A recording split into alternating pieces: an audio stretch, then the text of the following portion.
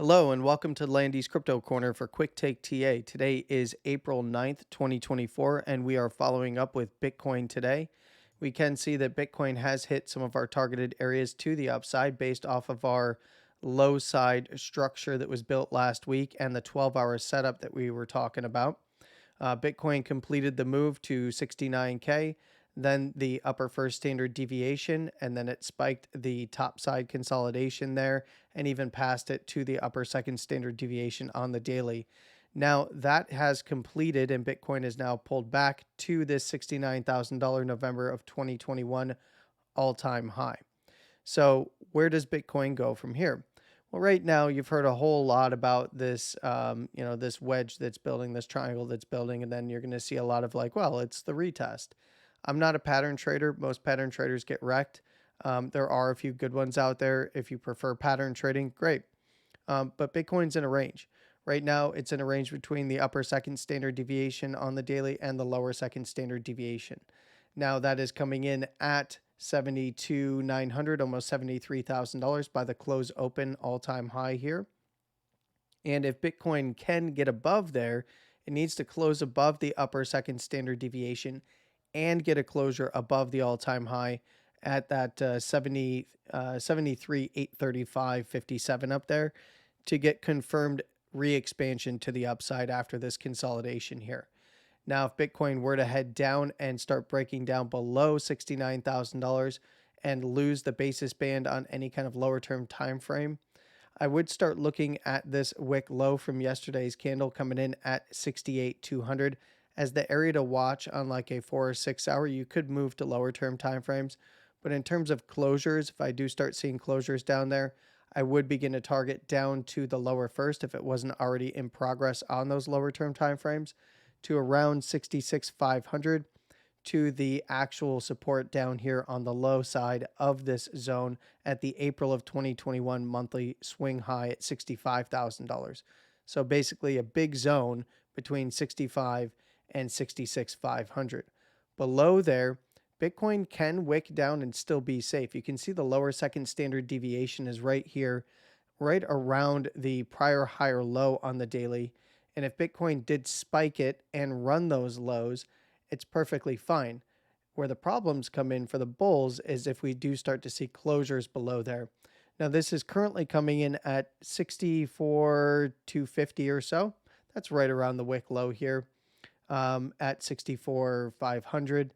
Now, if we did see 64,500 dropped, look to that lower second standard deviation. We could even see wicks through it. But if we get a daily close below it, we would start to look at this as possible expansion to the downside into somewhere around this other higher low of this particular move at around 63,800 to the wick lows there around the lower third standard deviation down here, this purple band on the bottom coming in at 62,250. So below there, we're looking right back into this big monthly zone for liquidity here around 61,350 to 58.8. And of course, I've talked quite a lot about if 58.8 is dropped on a daily and higher term time frame. I'm not just looking down to 56 to 58. I'm looking all the way down here again as a reminder to this consolidation that occurred on the daily here back in February. And that occurred around the September of 2021 weekly swing high at $53,000 with the close opens there from August and December of 2021.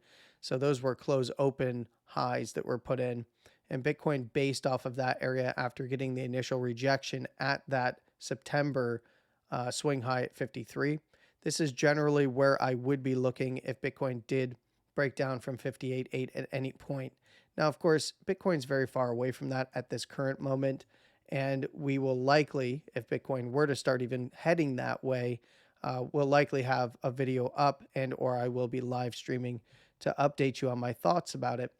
Now, this is a bullish consolidation as it stands right now, though. So if Bitcoin can regain the upper first standard deviation on something like a 4 or 6 hour, somewhere around 70,700 to 71K, I would say, I would be looking right back to the high side of this consolidation. We need to see a close above it. We did not get a close open above this high side consolidation on that wick at 71,800. But if we do start seeing Bitcoin close above 70,700 to 71K, this is a likely zone to get tested somewhere generally, around that 71 and a half to 71.8, maybe even $72,000 again. We do need to see a close above this higher close. So this is a higher high close and a higher high wick. So we still have good structure going.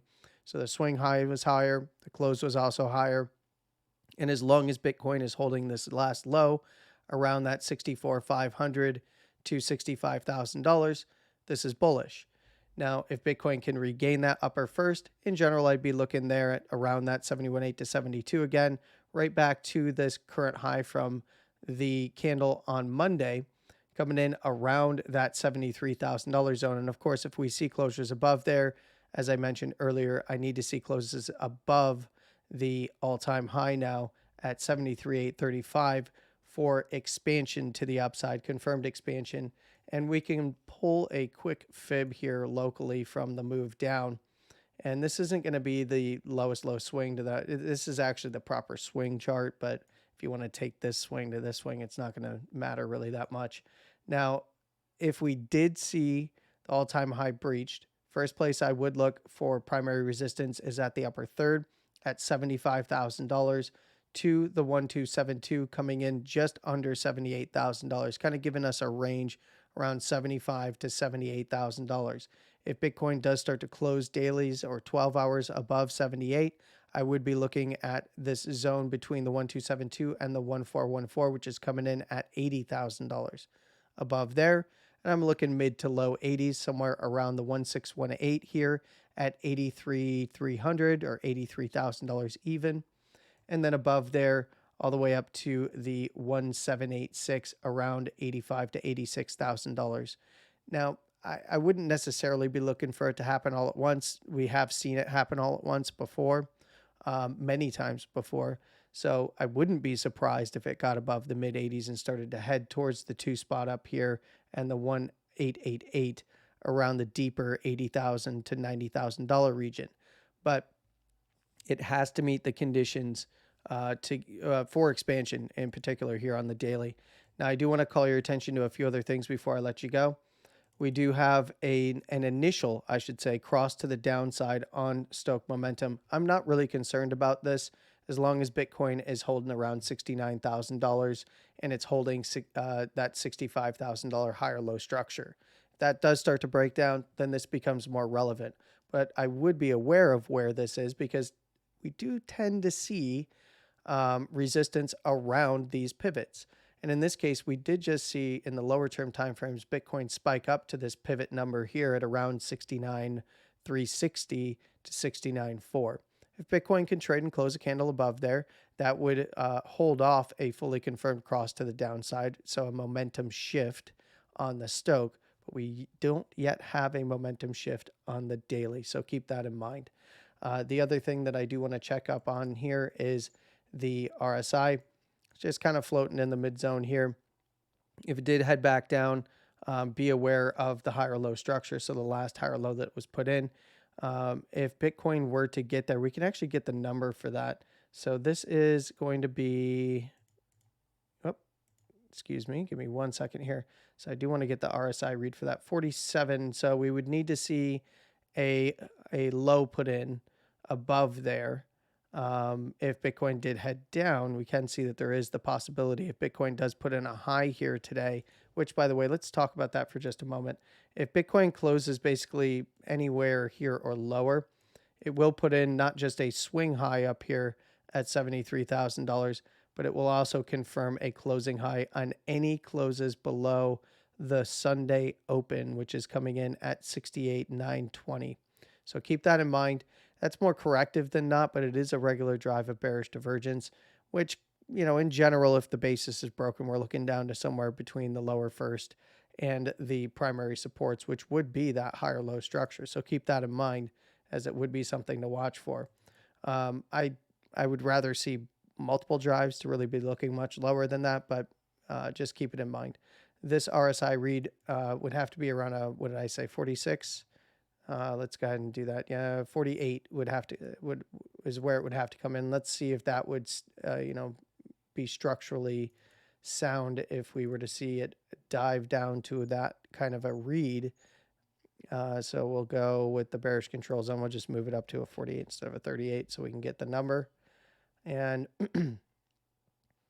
let's see if it did take out the low but put in higher lows. Yeah, so yeah, no, there wouldn't really be any bullish divergence on the other side of that. It would all be historical bullish divergence from back here, and that is coming in from around $50,000. So keep that in mind.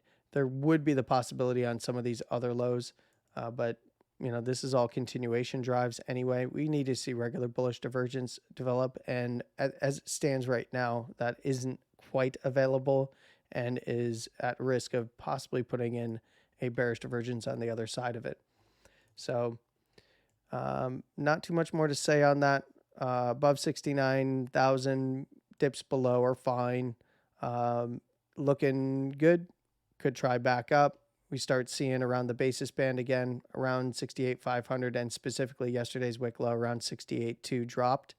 That's when we have to be aware of that area down by the lower first, around 66.5, to the April of 2021 monthly swing high at $65,000. And this low is something that I would watch very, very closely, as it is, structural at this point. So revisit it if it breaks down and gets below the lower second. Then we're just marking down to some of the other areas of interest that I talked about earlier.